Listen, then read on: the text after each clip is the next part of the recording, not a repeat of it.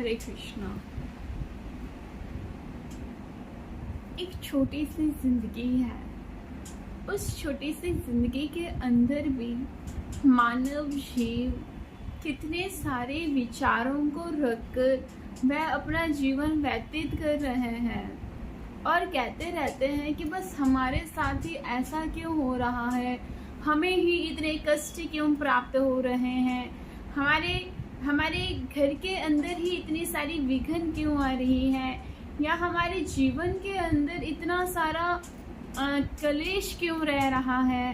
परंतु एक छोटी सी चीज़ अगर उनके विचार में आ जाए कि इस संसार में जो कुछ भी हो रहा है वह अपने अपने कर्म अनुसार हो रहा है, और वह जो परमात्मा ने जिसके लिए जो लिखा है वो तो होने को तो कोई रोक ही नहीं सकता है। ये तो एक छोटा सा बालक भी जानता है कि हम सारा जीवन कितना सारा परिश्रम कर लें, कितना सारा हमारे जीवन में हम बहुत सारे ड्रीम्स होते हैं कि मैं बड़ा होकर ये बनूंगा, मैं बड़ी होकर ये बनूंगी। तो इस कहने का तात्पर्य यही है, आपके जीवन में घटता वो है जो परमात्मा चाहते हैं, और आपके जीवन में होता वो है जो ईश्वर चाहते हैं।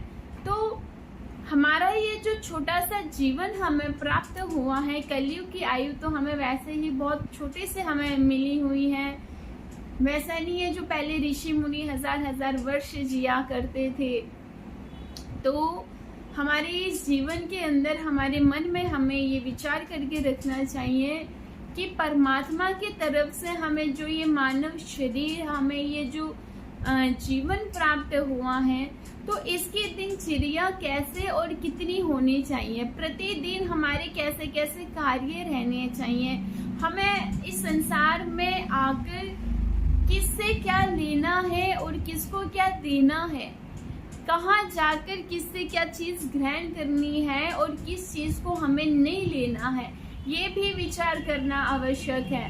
क्योंकि अगर हम बाहर चले जाते हैं और बाहर जाकर किसी भी व्यक्ति के पास खड़े होते हैं, तो वो अगर दो इंसान बैठकर अगर किसी थर्ड पार्टी की, थर्ड पर्सन की अगर कोई फालतू का वार्तालाप कर रहा है और हम उस स्थान पर जाकर अगर हम उनके पास बैठकर अगर हम अपने कानों से सुन भी रहे हैं, उसको श्रवण भी कर रहे हैं, तो भी हमको दोष प्राप्त हो रहा है। वह क्यों?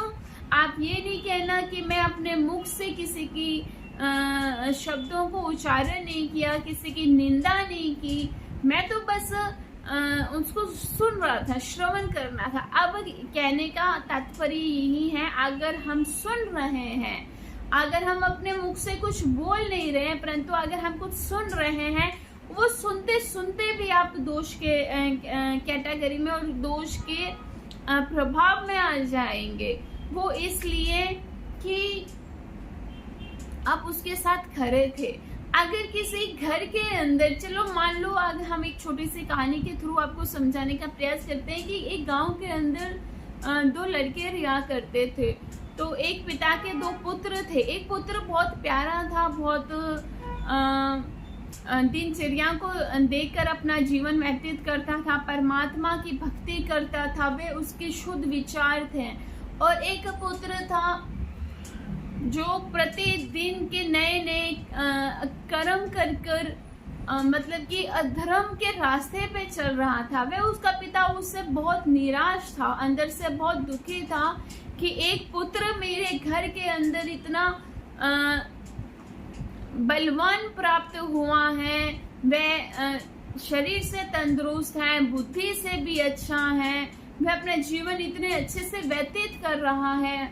और एक पुत्र है कि रोज सुबह से लेकर खार कलेश इत्यादि वगैरह, तो उसके कारण घर के अंदर बहुत सारे झगड़े होने लगे, कलेश होने लगे। जिस घर के अंदर कलेश होता है, जिस घर के अंदर झगड़े होते हैं, सबसे पहले तो वहां से धन की तृप्ति हो जाती है, माता लक्ष्मी का आगमन नहीं होता है। क्योंकि जिस घर के अंदर बेटियों को बेटे नहीं मानते हैं, जिस घर के अंदर एक स्त्री के स्वरूप को स्त्री का स्वरूप नहीं मानते हैं, पहले के ज़माने में वो अलग बात हुआ करती थी कि स्त्री जात की बहुत सारी इज्जत मान सम्मान प्रतिष्ठा हुआ करती थी, परंतु आज देखने में आता है कि स्त्रियों को कई बार कैसे घरों में हम देखते हैं कि लड़कियों को बेटियों को वो प्रेम नहीं दिया जाता है। माता पिता भाइयों की तरफ से अपने परिवारों की तरफ से वो प्रेम और वो सम्मान नहीं प्राप्त होता है जिसकी वह हकदार होती है।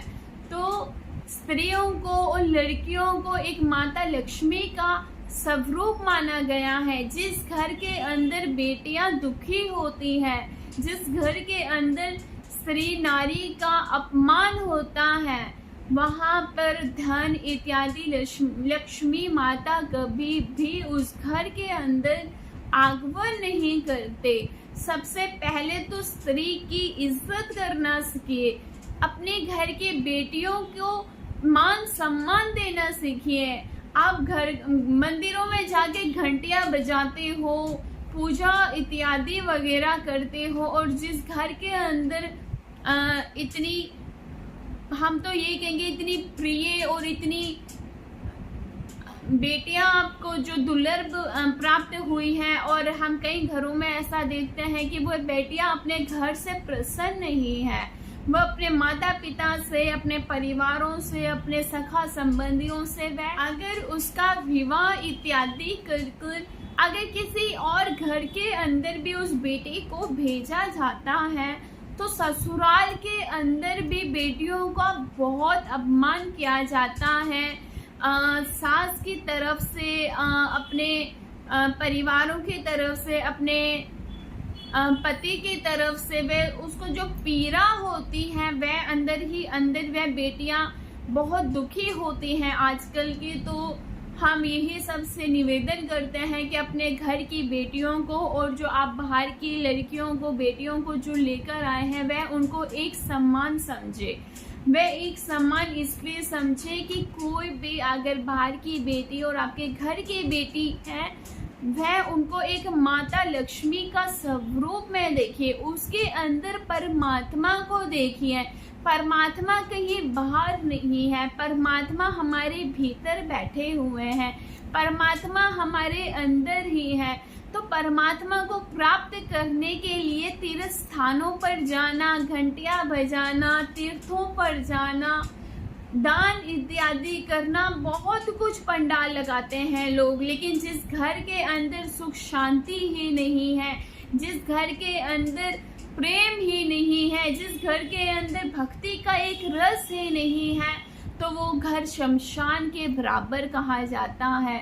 आपको शमशान जाने की कोई आवश्यकता नहीं है, आपका घर ही शमशान है, जहाँ पे मुर्दे पड़े हुए हैं, जहाँ कोई प्रेम ही नहीं है, जहाँ कोई भक्ति ही नहीं है, जहाँ कोई एक आपस में मिलकर एक प्रेम की वार्तालाप नहीं करते हैं, ऐसे घर को शमशान कहा गया हुआ है। तो आप अपने घर के अंदर मंदिर बनाइए, और वो मंदिर कैसा मंदिर होना चाहिए, जहाँ छोटे छोटे बच्चे, अगर आपके बालक आपके घर के अंदर हैं, जो परिवार के जितने भी बालक हैं, उन सबको एकत्रित कर कर उनको गीता का पाठ करवाइए, उनको लीला चरित्र का पाठ करवाइए, उनको एक सही मार्ग दिखाइए। तो इससे क्या होगा, जो छोटी युवा व्यवस्था हमारे घर के अंदर है, और ये एक परिवार नहीं, अगर सारे संकल्प कर ले कि आज से ही हम छोटे छोटे बच्चों को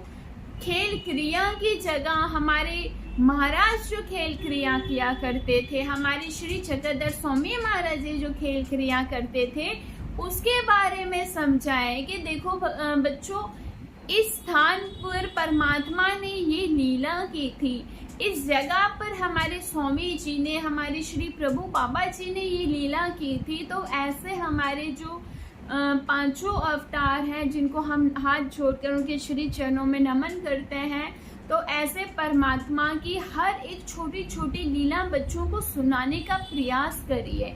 इससे क्या होगा, वह छोटे से छोटे बालक भक्ति के अंदर आग्रसित हो गए। अब वो कैसे कि छोटे से बच्चों के हाथ में अगर आप फोन दे दोगे, उसके अंदर बहुत सी ऐसी चीजें होती हैं जो बच्चों के लिए या युवा यंग के लिए, हमारे किसी के लिए भी, उम्र का कोई इसमें वो नहीं है कि किसी के लिए भी आज के वक्त पर सोच विचार करके कार्य करने की आवश्यकता है।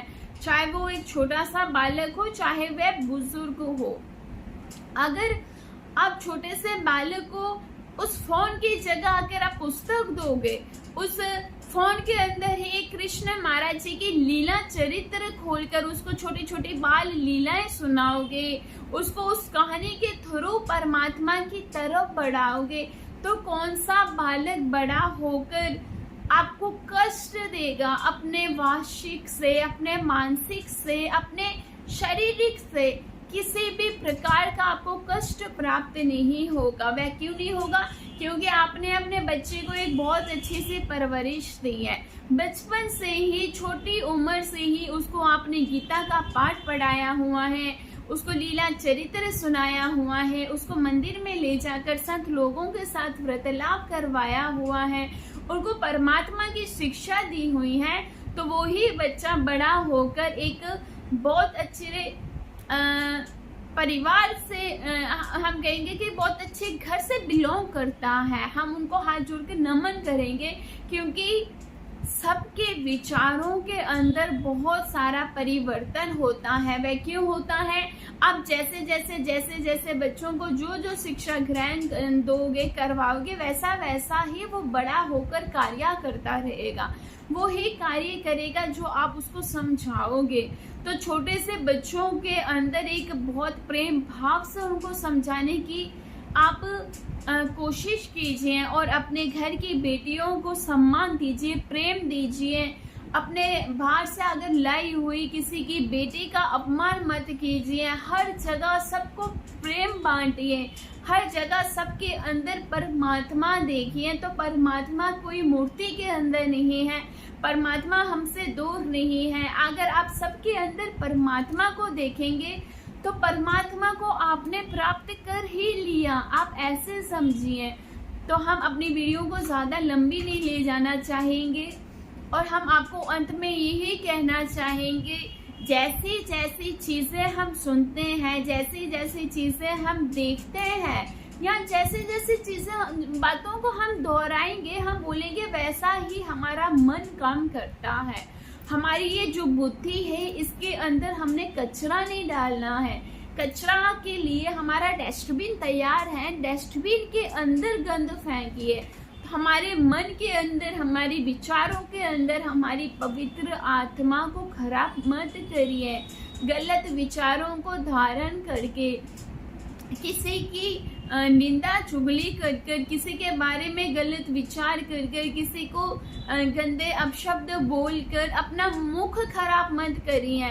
लोग बहुत आते हैं आपको अंदर से परमात्मा से दूर करने के लिए, आपकी भक्ति के अंदर रुकावट डालने के लिए, या हम ये कह लेते हैं, अगर आप अपना जीवन एक बहुत अच्छे से व्यतीत कर रहे हैं तो कुछ लोगों को शायद वो बर्दाश्त नहीं होगा।